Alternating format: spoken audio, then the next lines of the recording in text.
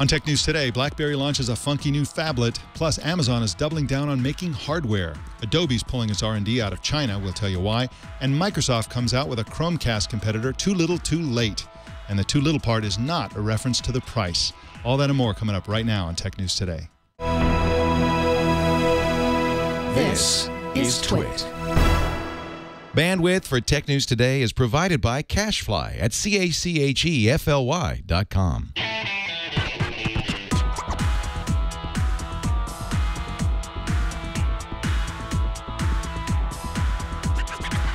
This is Tech News Today for Wednesday, September 24th, 2014. This episode is brought to you by Harry's. For guys who want a great shave experience for a fraction of what you're paying now, go to harrys.com. Get $5 off your first purchase by entering the code TNT when you check out. And by Personal Capital. With Personal Capital, you'll finally have all your financial life in one place and get a clear view of everything you own. Best of all, it's free. To sign up, go to personalcapital.com/TNT. Tech News Today is the show where we talk about the tech news with the journalists who report it. Welcome to the show. I'm Mike Elgan. And Jason Howell's over there busy listening to How Google Works. Oh, yeah. I still have to find extra time to do that.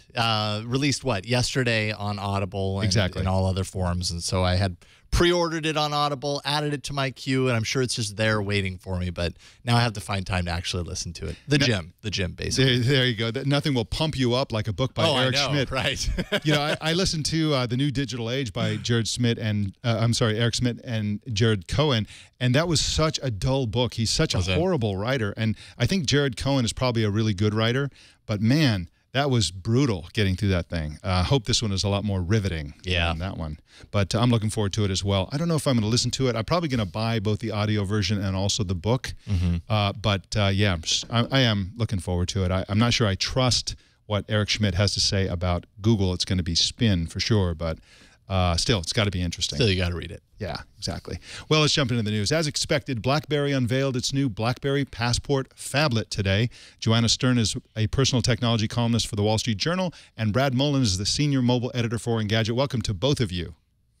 Hi. Thank you. All right, now, Joanna, you confessed in your piece today that you once were a diehard BlackBerry fan. Will the BlackBerry Passport win you back? No, I'm sorry to say no. And I really wanted it to. When I first kind of got this phone, I was really, really excited to get this phone, sit through the meeting, get the phone. You know, the first impression was this keyboard is just not as good as it should be. It's just not a typical BlackBerry keyboard. And for me, that was really the biggest deal breaker, though there are a lot of other things that sadly just are not going to replace an iPhone or an Android phone for most people. I think that was one of the most interesting things you wrote, which is that it's not a BlackBerry keyboard and therefore it's not very good. And you said you type a lot slower, but what is it exactly about that keyboard that doesn't remind you of the awesome BlackBerry keyboards of yesteryear? Yeah, I mean, I can hold this up. You can see it's like pretty shrunken, right? So the keys here are weirdly spaced in comparison to an older BlackBerry, and I have one around here someplace. But the bigger thing to get used to, it's really, really hard for someone who's just able to pick up a regular BlackBerry keyboard. So let me get some text up here. Is the number keys pop up on the screen. Yeah. And that's also the shift key as well, and all the punctuation keys. So if you're a BlackBerry user, you know that there's some shortcuts, like you can hold down a button, or you can, to capitalize, you can double space to get the period. But those kind of things only go so far with this keyboard. I wonder how much of this is the fact that they've completely redone the keyboard, and how much of it is that nowadays we don't expect to have to work so hard, to have such a high learning curve to learn something like this. I mean, of course, all you BlackBerry fans spent a lot of time mastering that old keyboard, and you know, now they're asking people to sort of remaster it, I guess. And is it a sign of the times, or is it just that this is a turkey of a keyboard? Yeah, I mean, I think people who buy this will get used to it, just like we get used to typing on glass, or we've gotten used to typing on glass. They're going to have this classic version of the BlackBerry. It's going to be very similar specs, but the design of this is they're not going to have the square-shaped screen, and they're going to have sort of a narrower curve here. So you'll actually get sort of the traditional keyboard, and I'm looking forward to that. But again, there's a lot of other problems with this device that's going to make it hard for people to switch if they've been using an iPhone or an Android phone. Now, Brad, you said that you kind of liked the phone. What did you like about it? You know, I would say that a lot of what Joanna experienced, it was very similar to what I experienced in terms of just having to get used to the new type of physical keyboard. You've also got this issue with like the whole idea of using the tactile keyboard along with the virtual row of keyboard. Sorry, the screen's not on, but the thing that actually intrigued me about the Passport was the fact that the keyboard also doubles as a trackpad. So you can actually do a whole bunch of gestures just like you would on any sort of trackpad, say on your MacBook. So that's one thing that really interests me. The thing that I was most frustrated by, though, is the one-handed use. Now, what BlackBerry talks about is the one-handed use is best employed when you put it in landscape mode. And then let's say you're trying to scroll through a website or a Twitter feed or something like that. You can actually use the keyboard now tilted on its side as a way to scroll up and down. So that way you're not actually blocking the screen. So that's the one area that takes a little getting used to. And it's not going to be great for everybody.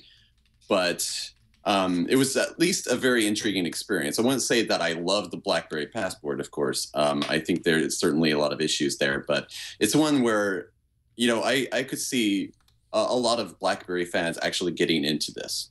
Well, you know, a lot of people. I agree totally with those gestures. The gestures make a big difference to me because it doesn't require you to have to sort of reach up to the screen, which has been sort of the problem with some of these touchscreen BlackBerry devices. Like it just becomes this sort of obstacle in the middle of you and the touchscreen. And totally agree with Brad. It speeds things up not only for predictive typing, but also just for scrolling through emails or even Twitter feed or all that kind of stuff. Joanna, I think it was you who said that the screen is approximately the size of a slice of grilled cheese, of American cheese. And, yes, and I'm going to get a grilled cheese for lunch as soon as this is over. Exactly. It's very suggestive. I'm so hungry. And so, but, you know, a lot of people are making a big deal about how strange and different this phone is. But isn't that good? I mean, have we all gotten used to the idea that all smartphones should look exactly the same and sell hundreds of millions or whatever, you know, dozens of millions of units?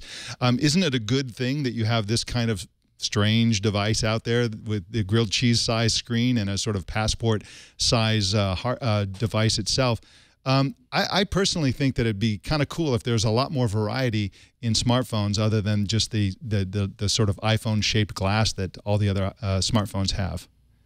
I agree. I think it's really good that we have a company experimenting with the shape of these devices. We don't need everything to be rectangular, but I think the big hurdle here is that the square actually makes it really hard, as Brad was saying, for that one-handed use. So because the width is, I don't even have my iPhone 6. I think it's the 6 Plus is over here. Let me grab it. But the 6 Plus is thinner, or it's not as wide. So it's actually easier to get through to this side of the screen or to reach this side of the screen versus this, which is wider.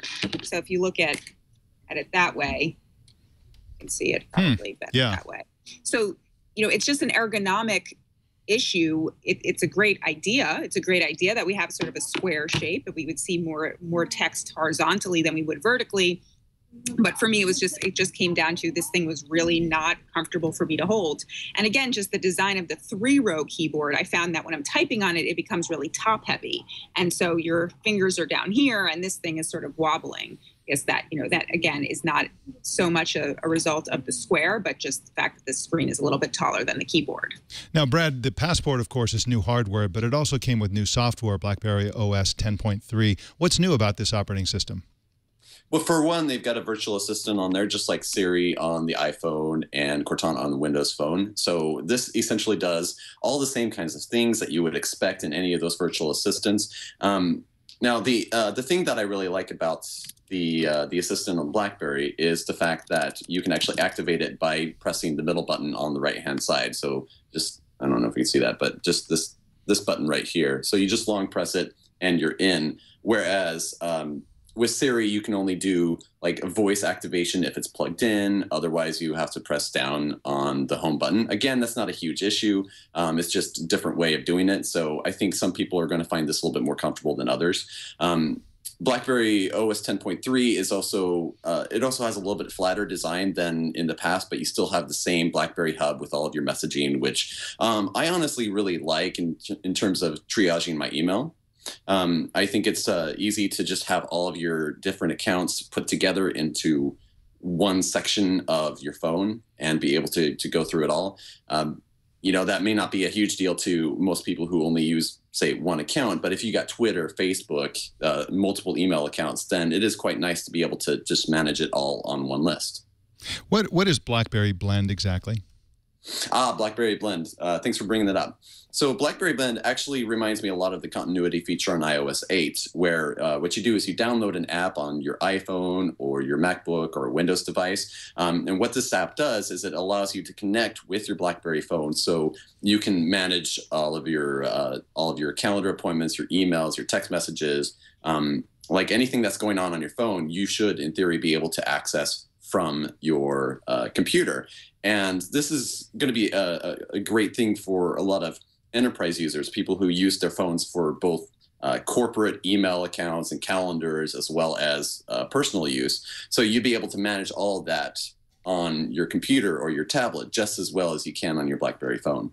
Now, Joanna Stern, I know you're hungry and I apologize, but is BlackBerry toast, are they going to survive, and is this product going to save them? You just said BlackBerry toast, and I'm thinking about jam. Actually grilled cheese on a toast. Is BlackBerry toast? I mean, I think what's so confusing here is that this is a play to go back to the thing that got them in trouble in the first place, which was that the market was moving towards devices that could do more than just work. And the angling here is that this is for the professional, the power professional, as they keep talking about it. And I just, you know, as we look around and we see more and more of these companies embracing bring your own device, all of the companies, even Samsung, just thinking about security on these devices, more and more people are moving away from carrying two phones and carrying the phones that their companies give them. So I think that's the real struggle here, is that the market that they're going after is already so small. But John Chen said today they have to sell, I forget the number he said, but a couple of million phones for them to sort of be back on the right track. And I really hope that they do. As I said in my piece, I am a long BlackBerry fan. I wanted this thing to capture my heart again. It just doesn't. Well, maybe if you carried 3 phones, you'd include this in the roundup. But it right, looks like... I mean, and that's their whole thing. Is they even are admitting here. It's a little bit sad in some ways. I said at the end of my video review, it's like they're willing to be in this open relationship at this point. We don't need you to only choose us. Just choose us a little bit. Make room for us in one of your pockets. And at this point, especially with this big thing, I don't want to carry 2 devices this size, right? And I think lots of people still do carry 2 phones, but I'm not sure this is the one that they're going to want to carry. Our children won't believe us when we tell them that once upon a time, Canada and Finland used to rule the world of smartphones. Joanna Stern is at WSJ.com, and you can also find her at joannastern.com and on Twitter at Joanna Stern. Thank you so much for joining us, Joanna. Thanks for having me. I'm going to get that grilled cheese now. Yeah. I'll get one too. Brad Molen is at engadget.com, and you can follow him on Twitter at Phone Wisdom. Thanks for joining us to you as well, Brad Molen. Thanks, guys. It's great to be here. All right, take care. Well, in just a sec, we're going to hear about an exclusive by Reuters about something Amazon is up to. But first, I want to tell you about Harry's, one of our new sponsors. And we're thrilled that Harry's is a sponsor because we love the product. I love the product. I've been using it ever since I heard Leo do an ad for it on Twitter, I believe it was. And here's why it's great. It's great for 3 reasons. First of all, razors tend to be pretty low quality. They can pretty much slice your face up if you get your average ordinary razor. Secondly, they're way too expensive. And, you know, sometimes it's even difficult to get razor blades because they're, of course, locked up and they're so valuable and so on. And thirdly, they're inconvenient because they're, you know, for that reason, they're locked up, or you have to go and remember to get them and so on. And Harry's solves all of those problems. First of all, it's very, very affordable, and it's very, very high quality. They have their own factory in Germany for the blades themselves. So these aren't some cheap knockoff blades from who knows where. These are high-quality blades, and Harry's is in control of it. This is what you get in the mail, basically. You get this super awesome box with a high-quality razor. This is really nice to hold, and This is state-of-the-art stuff right here. This is a great way to shave. I really enjoy it. And here's the shaving cream that comes with the basic kit. Oh, dropping the boxes all over the place. And, of course, you get some spare blades right here. And this is Harry's Foaming Shave Gel, which is a really fantastic product as well. I personally prefer the shave gel because it's just easier to apply, but I just kind of like it. But Harry's is something you should really embrace, and not only as for yourself, but also as a gift. If you've got somebody in college or somebody who would really like something that's very practical and very convenient, it'll come right to their door, and they will thank you for it. And Harry's, of course, will give you $5 off if you use the promo code TNT. TNT, of course, for Tech News Today. So just go to harrys.com. That's HARRYS.com.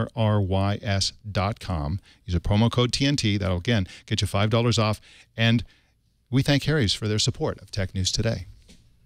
Well, Amazon is hiring at its top-secret Silicon Valley lab, which is called Lab 126. The reason is that Amazon plans on ramping up its hardware business, according to a Reuters exclusive by Deepa Seetharaman and Noel Randowich. Deepa Seetharaman joins us now by phone to talk about it. Welcome to you, Deepa. Hey, how are you? Thanks for having me. I'm so glad you're joining us today. Now, you reported that Amazon is testing a Wi-Fi device for one-button ordering of various household products. I thought this was one of the interesting bombshells in your exclusive. Can you tell us about that product, or at least the idea that they're thinking about? Well, first, it's in early testing phases, so it's not necessarily something that we'll see for sale. But our understanding is that they're testing a device that would be a button that you would install in cabinets or in drawers, and whenever you are finished with particular supply, like detergent, you just press the button and it automatically buys it for you. Now, how much growth is Amazon planning for its lab staff? I mean, do we have a sense of what kind of ramp-up they're looking at? Yeah, it's about at least 27% in exchange for about $1.2 million in tax credits from the state of California. Amazon has promised to add at least 798 jobs at Lab 126, so, in Sunnyvale and in Cupertino. So that's about 27% more than what they had at the end of last year. Now, that's not going to be easy. That's not going to be easy in Silicon Valley, is it? Because the labor market for high-quality researchers and the kind of engineers and designers that they would need for something like this, they already have jobs. They're working at Apple. One of their labs buildings is in Cupertino, and so they have to compete against Apple for those precious resources. Wouldn't they be better off having this thing up in Seattle near where Amazon is headquartered? I think the rich supply of talent and engineering expertise in the Valley is part of the reason why Amazon established Lab 126 here at all.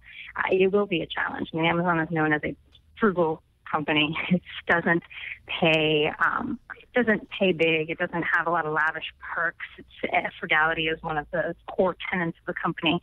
So that they'll definitely have an uphill challenge. I think the pitch is you come here, you get to do things that you won't be able to do anywhere else in the world. And it'll be interesting to see how that recruiting strategy plays out over the next 5 years. Now, the Kindles have been pretty successful, but the Fire Phone was a flop. Do you think Lab 126 has what it takes to really design great devices and compete with the likes of Apple? That's a really good question. I don't know. I mean, it's hard to extrapolate too much from a couple of months of sales from the Fire Phone, but yeah, it's a flop, at least in the instant. Sort of what we've seen so far, it's not particularly successful. So will they change their device strategy? Will they think about that? Will they learn from that? Those are all going to be really key questions, and especially core if they want to ramp up hiring and they want to launch some more new devices. They're going to need to. Deepa Seetharaman is at Reuters.com, and you can follow her on Twitter at DSEETHARAMAN. Thank you so much for joining us today, Deepa. Thank you for having me again. Well, Adobe says they plan to close down their Chinese research and development arm because of Chinese government hostility toward foreign tech companies, and also because of rampant software piracy in the country. Adobe will keep its sales offices in China, of course, because there's so much to be sold there, according to an email from Adobe to Reuters. But the R&D operation will end in December. Layoffs there will affect about 300 people, according to Reuters sources. And analysts assume that the Chinese government's pressure on foreign companies is related to espionage revelations made public by NSA whistleblower Edward Snowden, as well as actions by the U.S. government to arrest and accuse Chinese nationals and the Chinese army of cyber-industrial espionage. Microsoft yesterday unveiled a competitor to Google's Chromecast product, but it's got a horrible name, the Microsoft Wireless Display Adapter. Wow. True to Microsoft, right? Unbelievable. Leave it to Microsoft to come out with the most ear-catching name ever. Incredible. Device. The product is a Miracast-based HDMI dongle for wirelessly streaming video and other media from mobile devices. Miracast, of course, is a wireless standard for streaming content or a Wi-Fi direct connection between two devices. It uses Wi-Fi sort of like most companies use Bluetooth, and of course the Wi-Fi enables a lot more content to be flying around wirelessly. The Microsoft Wireless Display Adapter costs about $60 on the Microsoft Online Store, which is about $25 more than Google's Chromecast. Now, that's kind of a crazy set of circumstances. It's got a worse name, it's got a higher price, and it probably does less. You'll hear a lot more about this story on Windows Weekly at 11 a.m. Pacific right after this show here at live.twit.tv. Both Paul and Mary Jo have written about this extensively, and I'm sure they'll be talking about that with Leo on Windows Weekly. Well, in just a sec, we're going to tell you about the Wall Street Journal story that we talked about yesterday. We're going to have a little follow-up on that, but first I want to tell you about personal capital. Money is good. I've always believed that, and you want to keep as much of your own money as you possibly can. And one reason why that's hard to do is you can't really get a good sense of where your money is and what it's doing, what's happening to your money. Why? Because your stuff is, your finances are spread all over the place. And really, when's the last time you checked what's happening with your 401ks? When's the last time you checked on this stuff?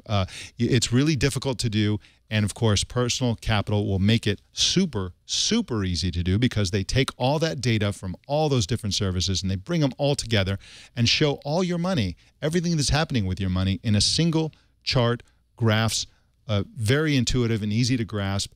And of course, you can look at that on your iPad or your Android tablet, on your phone, on your PC, wherever you want to look at it. You can even look at it on your smartwatch if you have an Android Wear watch, because Personal Capital has an Android app that supports Android Wear. So that, I find, is one of the most compelling reasons actually to get Android Wear, because, you know, you'll save a lot of money. You'll pay for that watch over a period of time because they'll save you so much money on fees and so on. In fact, I like to tell a story that the first time I installed the Personal Capital app, within about an hour, they saved me $35. There was a fee that my bank was charging me. I didn't get a notification from the phone app, but the watch buzzed and told me that if I didn't do something, I would get fined for something. It's one of those nickel and diming things that the banks always do. And I was able to just fire up my smartphone and move a little bit of money around, and I saved myself $35 right off the bat, which is amazing because this is a free app. It didn't cost anything to install. And Personal Capital is free in general. So to set up your free account, go to personalcapital.com/TNT. And remember that Personal Capital is free, and it's the smart way to grow your money. And we thank Personal Capital for their support of Tech News Today. Well, yesterday we reported that the Wall Street Journal story revealing Facebook's Atlas advertising platform was an exclusive to that paper, when in fact the Information's Tom Doughton and Amir Afradi uncovered the story in late August. Also, I've got some good news and some bad news about the new iPhone 6 and iOS 8 operating system. Let's start with the bad news. A new study from Criticism, of course you can trust a name like Criticism, found that apps crash 78% more frequently on iOS 8 than on the previous version. That sounds about right. I think new versions of an operating system are likely to crash, and I've experienced a couple of crashes myself on the iPhone 6 Plus. So that is not a surprising revelation. Now, the good news is that DxOMark has ranked the iPhone 6 Plus and iPhone 6 cameras as the #1 and #2 cameras, respectively, among all smartphones. Now, wait a minute. They both scored an 82?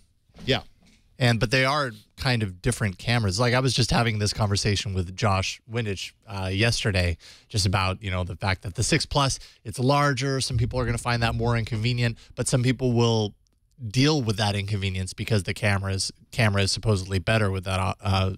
What is it? The OIS, the optical image stabilization. But they're saying that they're as good as each other, but in different ways? Is that what this says? That's exactly what they're saying. They have a chart that looks at the color fidelity, the you know, the amount of noise that is shown in low light photography. If you scroll down on that, those of you watching the video, we're showing the page where they reveal this. Now you can see that chart. They're actually very different. Well, the top one is photo, the bottom one's video, but you can see the dark line is the iPhone 6 Plus, and the light blue line is the iPhone 6. The iPhone 6 is a little. Let me see. It looks a little better in the area of autofocus. Right. So they're saying that the autofocus of the iPhone 6 is better than this autofocus on the 6 Plus, which is weird and interesting, but I guess to a certain extent it makes sense because the screen itself is involved in the focus. And by the way, I'd like to also point out an interesting thing on that chart. If you go back up to the photo chart, that autofocus issue, they're off the charts with autofocus. These guys loved Apple's autofocus, said that it was very fast and very reliable. And so basically they said that the very best thing about the iPhone 6 cameras, both of them, is autofocus.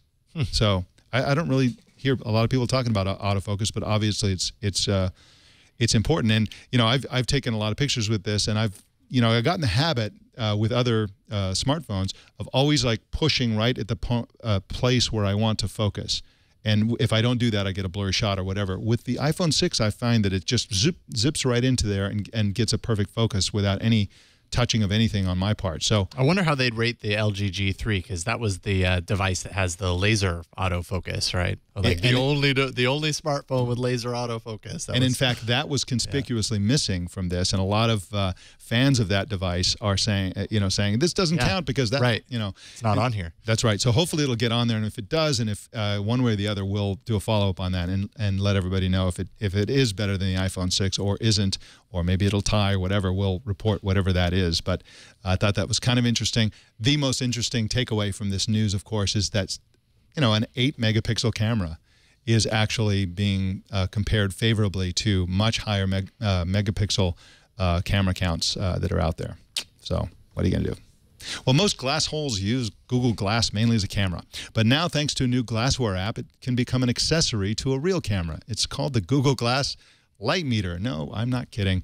And as the name implies, it enables you to set your film speed and aperture. Film, for those of you who are unfamiliar with the concept, is what cameras used to use instead of a CCD for capturing light. And then, this Google Glass app will actually show you the optimal shutter speed at that aperture.